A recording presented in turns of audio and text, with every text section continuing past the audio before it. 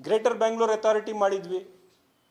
BBMPಯಿಂದ ಬೆಂಗಳೂರು ನಗರದ ಯಾವುದೇ ಒಂದು ಸಮಸ್ಯೆಗೆ ಸಹಾಯ ಆಗ್ತಾ ಇಲ್ಲ. ಬೆಂಗಳೂರು ನಗರ ಜನರ ಆಕಾಂಕ್ಷೆಗಳಿಗೆ ಒಂದು ಒಳ್ಳೆ ಇನ್ಫ್ರಾಸ್ಟ್ರಕ್ಚರ್ ಕೊಡಬೇಕಾದ್ರೆ BBMPಯಿಂದ ಅಂತೂ ಸಹಾಯ ಆಗ್ತಾ ಇಲ್ಲ.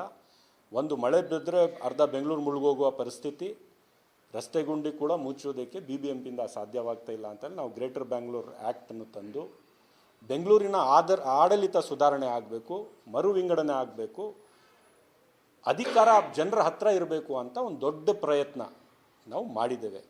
ಆ ಪ್ರಯತ್ನದಲ್ಲಿ ಎಲ್ಲ ಪಕ್ಷದ ಸಹಕಾರವನ್ನು ನಾವು ತೆಗೆದುಕೊಂಡು ಮಾಡಿದ್ದೇವೆ. ಅದಕ್ಕೂ ನೀವು ವಿರೋಧ ಮಾಡ್ತೀರಿ.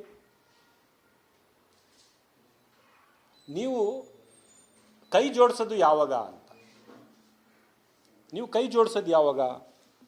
ನೀವು ಮಾಡಬೇಕಾಗಿ ಸಂಸದರಾಗಿ ನೀವು ಮಾಡಬೇಕಂತ ಕೆಲಸಗಳು ಯಾವುದು? ಇವತ್ತು ನಾನು ತೇಜಸ್ವಿ ಅವ್ರಿಗೆ ಹೇಳ್ತೇನೆ, ಸೂರ್ಯ ಅವರೇ, ಬನ್ನಿ ನಾವೆಲ್ಲ ಕೈ ಜೋಡಿಸೋಣ ಬೆಂಗಳೂರು ನಗರದ ಅಭಿವೃದ್ಧಿಗೋಸ್ಕರ. ಈಗ ಬೆಂಗಳೂರು ನಗರಕ್ಕೆ ಏನು ಬೇಕಾಗಿದೆ?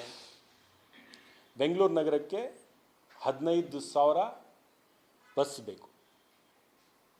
ಬೆಂಗಳೂರು ನಗರಕ್ಕೆ 414 ಕಿಲೋಮೀಟರ್ ಮೆಟ್ರೋ ನೆಟ್ವರ್ಕ್ ಬೇಕು. ಬೆಂಗಳೂರು ನಗರಕ್ಕೆ ಸಬರ್ಬನ್ ಟ್ರೈನ್ ಎಫೆಕ್ಟಿವ್ ಆಗಿ ನೆಟ್ವರ್ಕ್ ಆಗಬೇಕಾಗಿದೆ. ಟನಲ್ಲು ಆಗಬೇಕು, ಎಲಿವೇಟೆಡ್ ಕಾರಿಡಾರ್ಸು ಕೂಡ ಆಗಬೇಕು. ಎಲ್ಲ ರೀತಿಯಲ್ಲಿ ಬೆಂಗಳೂರು ನಗರದ ಸಂಚಾರ ಯಾವುದೇ ದಟ್ಟಣೆ ಇಲ್ಲದೆ ಮಾಡಬೇಕಂತ ಪರಿಸ್ಥಿತಿಗೆ ನಾವು ಇವತ್ತು ಬರಬೇಕು. ಬನ್ನಿ ಕೇಂದ್ರ ಸರ್ಕಾರಕ್ಕೆ ಹೋಗೋಣ. ಮೆಟ್ರೋ ಇವತ್ತು ಎಷ್ಟಿದೆ? ಡಬಲ್ ಫ್ಲೀಟ್ ಮಾಡಿ ಅಂತ ಹೇಳೋಣ. ಇರದೇ ನೆಟ್ವರ್ಕ್ ಮೆಟ್ರೋಗೆ ಇವತ್ತು 6 ನಿಮಿಷಕ್ಕೆ ಒಂದು ಟ್ರೈನ್ ಬರ್ತಾ ಇದೆ, ಮೆಟ್ರೋ ಕೋಚ್ 6 ನಿಮಿಷಕ್ಕೆ. ನಮ್ಮ ಟೆಕ್ನಾಲಜಿ ನೋಡಿದ್ರೆ 90 ಸೆಕೆಂಡ್ಗೆ ಒಂದು ಕೋಚ್ ಬಂದರೂ ನಮ್ಮ ಹತ್ರ ಅವಕಾಶ ಇದೆ.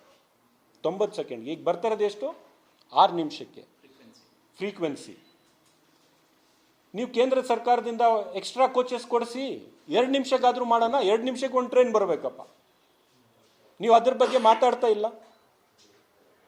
ಯಾವುದೇ ರೀತಿಯ ಇಶ್ಯೂ ಅಲ್ಲಿ ತೆಗೆದುಕೊಳ್ಳಲ್ಲ. ಇವ್ರ ಪರಿಸ್ಥಿತಿ ಏನಾಗಿದೆ ಅಂದರೆ, ಬೆಂಗಳೂರಿಗೆ ಬಂದು ಗಲಾಟೆ ಮಾಡೋದು, ಡೆಲ್ಲಿಗೆ ಬಂದು ಸುಮ್ಮನೆ ಇರೋದಲ್ಲಿ, ಡೆಲ್ಲಿಗೆ ಹೋಗಿ ಸುಮ್ಮನೆ ಇರೋದು.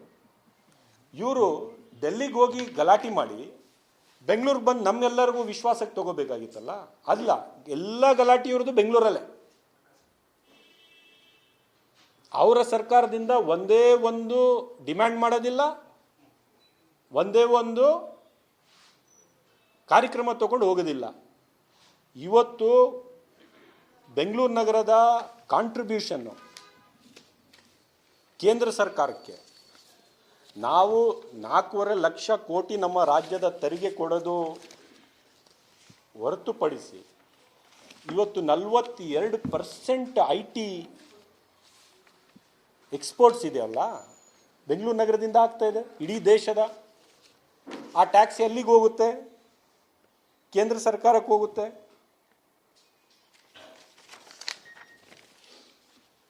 ಆ ಟ್ಯಾಕ್ಸು ಇವತ್ತು ಇಡೀ ಇಂಡಿಯಾದಲ್ಲಿ ಹೈಯೆಸ್ಟ್ ನಂಬರ್ ಆಫ್ ಸ್ಟಾರ್ಟಪ್ಸ್ ಎಲ್ಲಿದ್ದಾವೆ? ಬೆಂಗಳೂರು ನಗರದಲ್ಲಿದ್ದಾವೆ. ಹೈಯೆಸ್ಟ್ ನಂಬರ್ ಆಫ್ ಯೂನಿಕಾರ್ನ್ಸ್ ಎಲ್ಲಿದ್ದಾವೆ? ಬೆಂಗಳೂರು ನಗರದಲ್ಲಿದ್ದಾವೆ. Highest number of fortune 500 companies ಎಲ್ಲಿದ್ದಾವೆ? ಬೆಂಗಳೂರು ನಗರದಲ್ಲಿದ್ದಾವೆ. ಇವತ್ತು ಇನ್ನೋವೇಷನ್ AI ಎಲ್ಲ ಆಗ್ತಾ ಇದ್ರು ಕೂಡ ಬೆಂಗಳೂರು ನಗರದಲ್ಲೇ ಆಗ್ತಾ ಇರ್ತಕ್ಕಂಥದ್ದು. ಅಂದರೆ we are the growth engine for the country. Modi ಸರ್ಕಾರ ಏನು ನಡೀತಾ ಇದೆಯಲ್ಲ, ಆ ಸರ್ಕಾರದ ಇಂಜಿನ್ಗೆ ಫ್ಯೂಯಲ್ ಹಾಕಿದವರು ಬೆಂಗಳೂರು ನಗರದವರು. ಇವತ್ತು ಇಷ್ಟೆಲ್ಲ ಕೊಡುಗೆ, ಇಷ್ಟೆಲ್ಲ ಕಾಂಟ್ರಿಬ್ಯೂಷನ್ ಬೆಂಗಳೂರು ನಗರದ ಜನ ಕೇಂದ್ರ ಸರ್ಕಾರಕ್ಕೂ ಮಾಡ್ತಾ ಇದ್ದಾರಲ್ಲ, ನೀವು ವಾಪಸ್ ಏನು ಕೊಡ್ತಾ ಇದ್ದೀರಿ? ಅದ್ರ ಬಗ್ಗೆ ಯಾಕೆ ಮಾತಾಡೋದಿಲ್ಲ? ಒಂದು ಕೋಚ್ ಇನಾಗ್ರೇಷನ್ ಮಾಡಬೇಕಾದ್ರೆ ಮಾನನೀಯ ಪ್ರಧಾನಮಂತ್ರಿಗಳು ಬೆಂಗಳೂರು ಬರ್ತಾರಲ್ಲ, ಕೇಂದ್ರ ಸರ್ಕಾರದ ಕಾಂಟ್ರಿಬ್ಯೂಷನ್ ಎಷ್ಟು? ಕೆಲವು ಸೆಕ್ಟರ್ಸಲ್ಲಿ ಮೆಟ್ರೋಲ್ಲೇ ಹೇಳ್ತಾ ಇದ್ದೀನಿ ನಾನು, 12.5% ಇದೆ, ಮ್ಯಾಕ್ಸಿಮಮ್ 20% ಮಾಡ್ತಾರೆ ಕೇಂದ್ರ ಸರ್ಕಾರ. ಮಿಕ್ಕಿದ್ದೆಲ್ಲ ಇವತ್ತು ತೇಜಸ್ವಿ ಸೂರ್ಯ ಕೇಂದ್ರ ಸರ್ಕಾರಕ್ಕೆ ನಾವು ಕೂಡ ಕೈ ಜೋಡಿಸ್ತೀವಿ. ಇವರು ಹೆದರ್ಕೊಳ್ಳೋದೇನು ಬೇಕಾಗಿಲ್ಲ, ಅವರ ಸರ್ಕಾರದಿಂದ ಹೆದರ್ಕೊಳ್ಳೋದೇನು ಬೇಕಾಗಿಲ್ಲ. ಅವರು ಕೇಳ್ಕೋಬೇಕು 50% ಕಾಂಟ್ರಿಬ್ಯೂಷನ್ ಮೆಟ್ರೋಗೆ ಮಾಡೋಣ ಅಂತ. ಯಾಕೆಂದರೆ we are not any other city.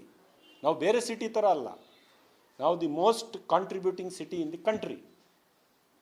ಉತ್ತರ ಭಾರತದ ಜನ ಕೂಡ ನಮ್ಮಲ್ಲಿ ಬಂದು ಉದ್ಯೋಗ ಪಡ್ಕೊಂಡು ಇಲ್ಲಿ ಭಾಳ ನೆಮ್ಮದಿಯಿಂದ ವಾಸಿಸ್ತಾ ಇದ್ದಾರೆ.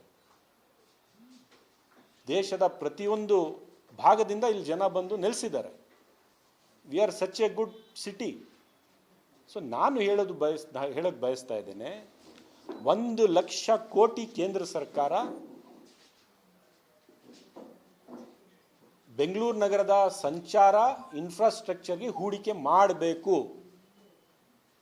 ಆ ಡಿಮ್ಯಾಂಡ್ ತೇಜಸ್ವಿ ಸೂರ್ಯ ಮಾಡಬೇಕು ಕೇಂದ್ರ ಸರ್ಕಾರದ ಮುಂದೆ.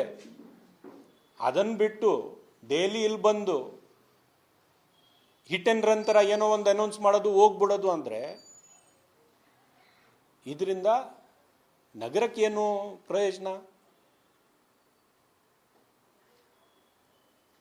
ಕನ್ಸ್ಟ್ರಕ್ಟಿವ್ ರಾಜಕಾರಣ ಮಾಡಬೇಕು ಅಂದರೆ ಬೆಂಗಳೂರು ನಗರದ ಹಿತದೃಷ್ಟಿ ಬಂದಾಗ ಯಾರು ಕೂಡ ರಾಜಕಾರಣ ಮಾಡಕೂಡದು. BJPಯವರಾಗಲಿ, ಕಾಂಗ್ರೆಸ್ನವರಾಗಲಿ, ಬೇರೆ ಪಕ್ಷದವ್ರಾಗಲಿ ನಾವೆಲ್ಲ ಒಂದಾಗಬೇಕು. ಅದಿಲ್ವಲ್ಲ. ಬಟ್ ಏನೇ ಆಗಲಿ, ಒಂದು ಸಂತೋಷ ಏನಂದರೆ ಅವರು ಕೋಮುವಾದಿ ವಿಷದ ಅಜೆಂಡಾ ಬಿಟ್ಟು, ವಿಷಕಾರದನ್ನು ಸಮಾಜದಲ್ಲಿ ಬಿಟ್ಟು, ಬೆಂಗಳೂರು ನಗರದ ಅಭಿವೃದ್ಧಿ ಬಗ್ಗೆ ರಾಜಕಾರಣಕ್ಕೋಸ್ಕರ ಆದರೂ ಸಹ ಇದರಲ್ಲೇ ರಾಜಕಾರಣ ಮಾಡಿ. ರಾಜಕಾರಣಕ್ಕೋಸ್ಕರ ನೀವು ಮಾತನಾಡ್ತಾ ಇದ್ದೀರಿ. ಯಾಕಂದರೆ ನೀವು ನಿಜವಾಗ್ಲೂ ನಿಮ್ಮ ಉದ್ದೇಶ ಬೆಂಗಳೂರು ನಗರದ ಅಭಿವೃದ್ಧಿ ಆದರೆ ಕೇಂದ್ರ ಸರ್ಕಾರಕ್ಕೆ ಹೋಗಿ ನೀವು ಒತ್ತಾಯ ಮಾಡ್ತಿದ್ರಿ ಇದೆಲ್ಲ ಆಗಬೇಕು ಅಂತ. ಅದಿಲ್ಲ. ನಿಜವಾಗ್ಲೂ ನಿಮಗೆ ಬೆಂಗಳೂರು ನಗರದ ಮೇಲೆ ಕಾಳಜಿ ಇದ್ದಿದ್ರೆ ನಿಮ್ಮ ಸರ್ಕಾರ ಇದ್ದಿದ್ದ ಟೈಮು ಕೂಡ ಇದೇ ರೀತಿ ನೀವು ಮಾತನಾಡಿ ಪ್ರಪೋಸಲ್ಸ್ ಕೊಡ್ತಾ ಇದ್ರಿ. ಅದು ನೀವು ಮಾಡಿಲ್ಲ.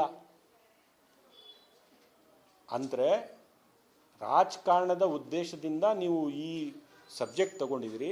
ಅದು ಕೂಡ ನಾನು ವೆಲ್ಕಮ್ ಮಾಡ್ತಾ ಇದ್ದೇನೆ ಅಂತ ನಾನು ಇವತ್ತು ಹೇಳೋಕ್ಕೆ ನಮ್ಮ ಸ್ನೇಹಿತರು ತೇಜಸ್ವಿ ಸೂರ್ಯ ಅವರಿಗೆ ಹೇಳಕ್ಕೆ ಬಯಸ್ತಾ ಇದ್ದೇನೆ.